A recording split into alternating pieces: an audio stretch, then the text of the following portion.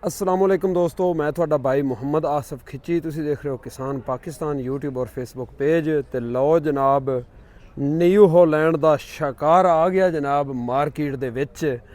New Holland 850 लिफ्टोमैटिक सादे 2 wheel तो बाद जनाब कंपनी ने दे दिता है 850 4x4 85 HP DT। ठीक है जी।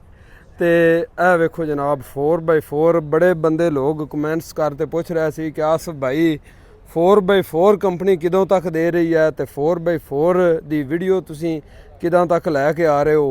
तो 4x4 जनाब कंपनी को कहो जल्दी जड़ा है ना देवन मार्केट के विच ते असी जनाब खरीदिए।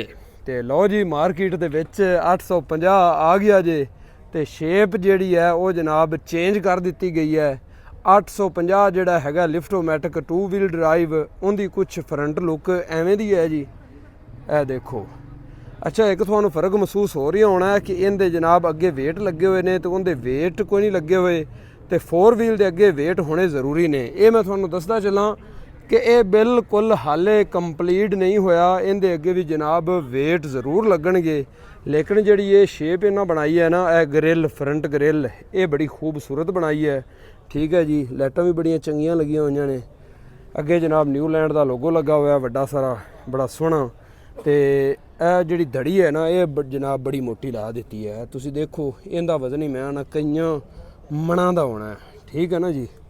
तो यह देखो यह 4x4। ठीक है जी, इदा का जनाब इनका सिस्टम है जी। ठीक है, फिलवक ते हीमा कंपनी की जनाब इनके लगी हुई जे ये किट 4x4 दी। देखो जी, ठीक है जी। यह डिज़ाइन 850 वर्गा ही है, 2 व्हील ड्राइव वर्गा। तो ठीक हो गया जी लिफ्टोमैटिक। तो अच्छा इनके लिफ्टोमैटिक जोड़ा है ना वो भी जनाब नवा लिफ्टोमैटिक जोड़ा 850 आया अटीलियन लिफ्टोमैटिक वो दिता गया है।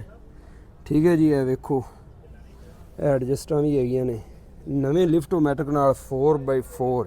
यह जनाब थले 4x4 की शाफ्ट खड़ी जे। ठीक है जी। तो इधर जनाब ए 4x4 का गेयर खड़ा जे। ठीक हो गया जी। हम पिछू भी थोड़ा एक नज़र मरा दईए। तो फ्रंट टायर पहले थोड़ा दिखा दईए कि फ्रंट टायर साइज़ की है। फ्रंट टायर साइज़ है जी 12/4/24। 12/4/24 का फ्रंट टायर है।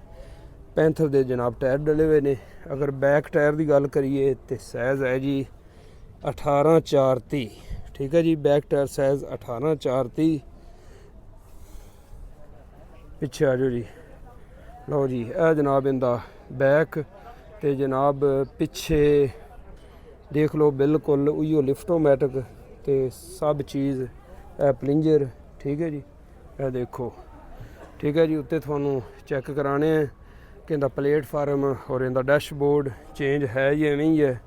बाकी इदे 850 थानू वेट लगे हुए नज़र आ रहे हैं। तो इदे कोई नहीं, मैं अगे भी थानू दस चुका कि कंपनी जनाब हाले अनकंप्लीट खड़ा है, हाले टेस्टिंग के मराइल विचों गुजर रही है। तो इस वास्ते इनके वेट उतारे हुए ने। ठीक है ना, वेट इनू जनाब ये भी लगणगे तो फ्रंट वेट भी लगणगे। ठीक है जी। बकाया लिफ्टोमैटिक जोड़ा है उही ही फिल्टर भी उवें ही है। ये बड़ा अच्छा काम किया हुआ है। ठीक है जी, उत्तों भी शो उवें ही है जी। फ्रंट से तब्दीली है जनाब। ठीक है जी, फ्रंट से तब्दीली यही है कि जी फ्रंट लुक है इनकी ग्रिल की वो बड़ी प्यारी है।